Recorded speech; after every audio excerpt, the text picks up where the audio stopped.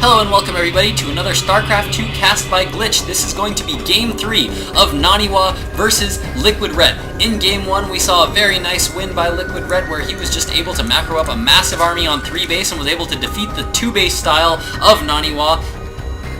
But in Game 2 we saw a very intense game where LiquidRet just went for a hugely economic style, got a ton of expansions, had his third up by the 6 minute and 30 second mark, I think. It was absolutely ridiculous, went for a very economic style, had a ton of drones, had a max 200 army, and then just sat on that army, and just sat there and got a fourth, but just sat on that army and lost his timing window to attack, and allowed NaNiWa to get up a third base and max up to a 200 army and attack with his own 200 army. And if you've ever played Zerg before, then you know that a Protoss 200 army is much stronger than a Zerg 200 army.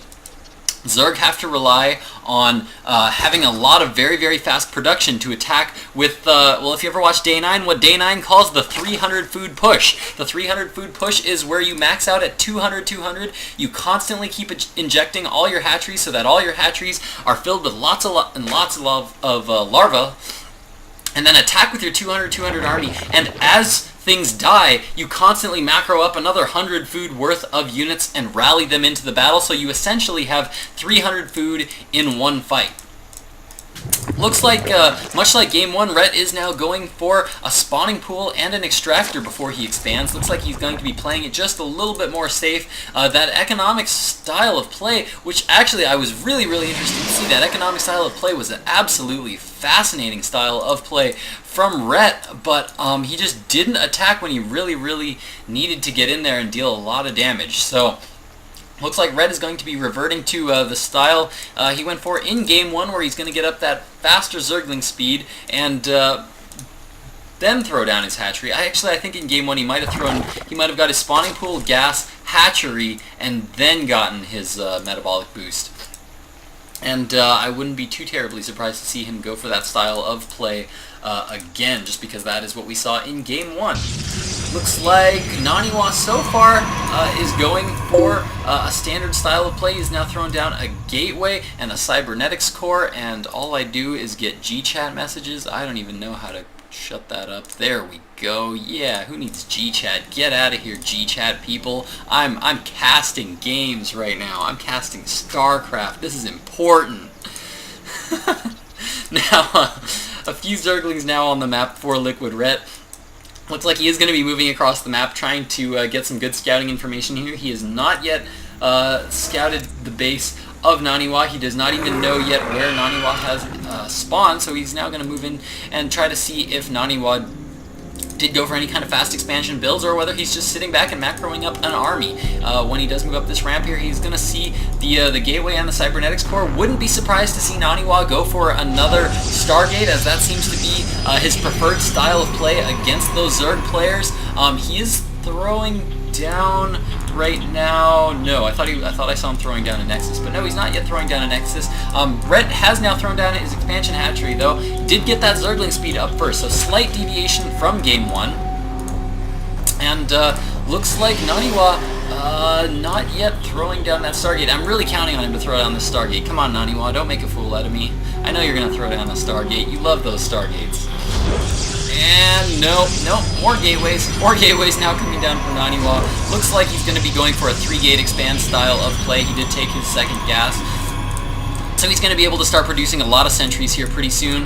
That he's going to allow him to save up the gas that he needs, or save up the minerals that he needs to expand, but start to build up his gateway army. This is something you always want to be conscious of in as a Protoss player. You always want to think about what is the final army composition that you're going for.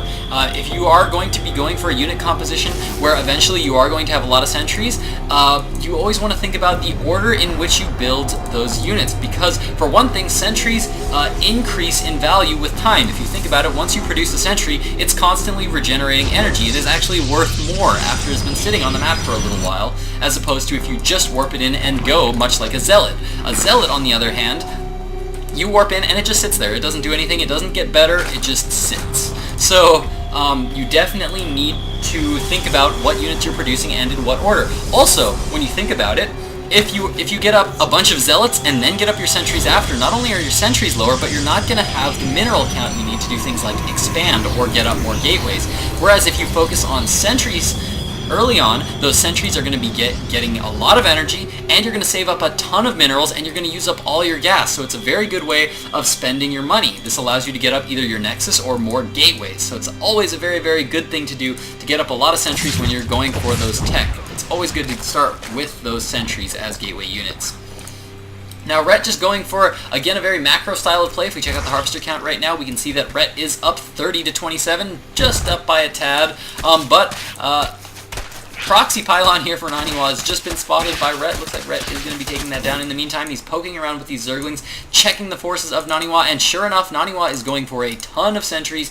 Did throw down his expansion, but these Lings are going to be able to sneak around, and if NaNiWa doesn't see this soon, he's going to need to warp in a Zealot here to block this ramp as soon as possible, and very nice little move there by NaNiWa. Manages to scout that attack. Very nice watching that mini-map from NaNiWa, was able to warp in that Zealot just in time. Very nice reaction speed. Now warping in more Zealots to try to deal with these forces as Rhett tries to deny this expansion. In the meantime, these sentries are now moving in for NaNiWa. This is a very interesting style of attack. All these sentries are going to mean that he can zone the units very well. Check out that unit placement as well. He's placing all his sentries up against this wall. This means that if all those Zerglings start to come out, he can just throw down tons of force fields all around his units. He's also blocking off the main so that no reinforcements can come out for Rhett, and Rhett now actually losing quite a few Zerglings carelessly to a bad rally there. And looks like no more Zerglings coming in from the back. Those Zerglings that were attacking the natural expansion of NaNiWa are now coming back and managed to get a very good surround and managed to deal a lot of damage to the gateway units of NaNiWa there. Nice force fields from NaNiWa allow him to just wall in all his sentries there with their nice little protective bubble, and again he's going to go up against that wall to try to block out any Zerglings, but he's now out of energy to get any more force fields down. This means that those Zerglings are not going to be able to get a full surround, but they will be able to finish off those sentries. So nice little cleanup there by LiquidRet, and it looks like this has allowed NaNiWa to get up his expansion. Looks like he's now droning up that expansion pretty heavily.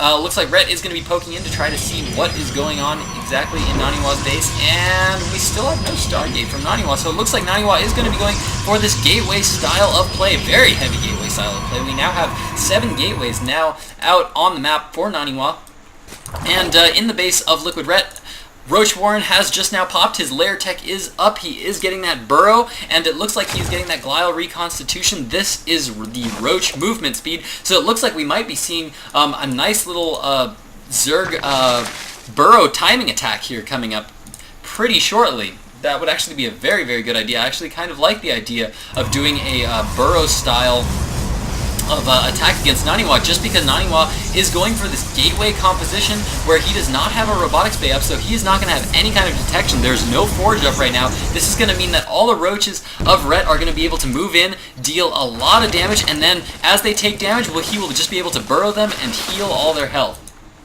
Looks like NaNiWa is going to be moving out for another attack, a very heavy Zealot Sentry style of play.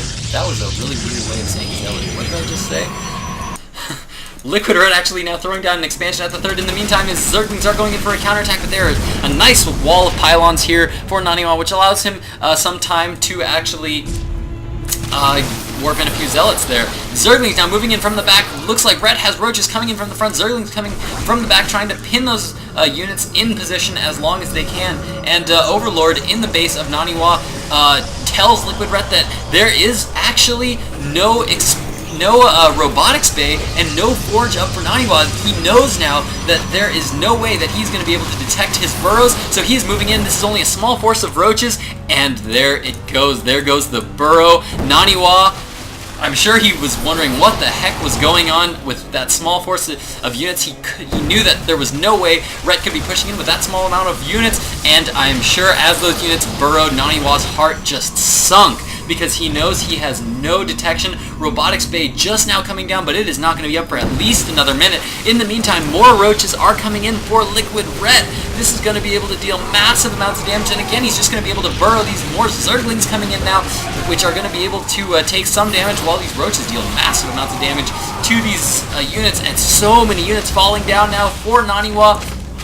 Little bit of burrow micro there by LiquidRet. Looks like he's healing up the weak roaches, and again he's just burrowing, being so annoying with those roaches, getting a lot of damage, getting so many kills on these gateway units for NaNiWa. He really needs to struggle to get his forces, to get that observer up as fast as he can. The robotics facility just now coming in, and NaNiWa has just got to be kicking himself right now for not getting detection earlier. So many roaches now on the field. Looks like we have 18 roaches now moving in, and Red is not even bothering with burrow macro anymore, or burrow micro anymore, as he is now just moving in full force to try to deal as much damage as he can. More roaches are being rallied in. He is not even bothering to get this expansion producing or mining, as he knows that he has NaNiWa up against the ropes right now. So much damage being dealt to all these gateway units, more roaches being rallied in, and I think NaNiWa is going to have to GG, and yes, indeed, NaNiWa GG's from this game,